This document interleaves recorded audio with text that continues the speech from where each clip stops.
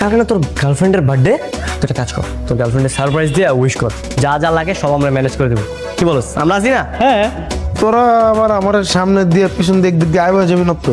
আরে না, তুই কোনো টেনশন করিস না, আমরা আছি। তোরা আসো, সেটাই তো সবচেয়ে বড় সমস্যা।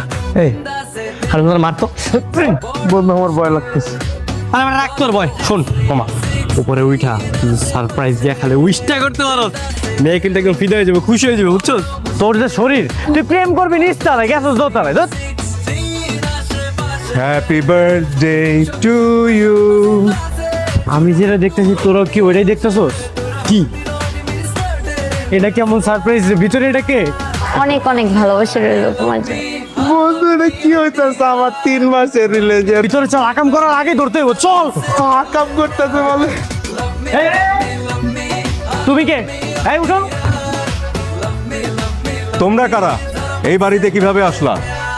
চুরি করতে আসছো? এই মেয়েগুলো কি বলতেছ? চুরি করতে আসবো মানে? আমাদেরকে দেখে কি চোর মনে হয় এখানে চুরি করতে আসবো? তোমার এত বড় সাহস, তুমি আমার বন্ধুর গার্লফ্রেন্ডের সাথে তুমি এই যা চুরি করতে আসছো? চুরি করতেছে বন্ধু, প্রেম করতেছে। কে তোমার গার্লফ্রেন্ড? তোমরা জানো ওর সাথে আমার কি সম্পর্ক?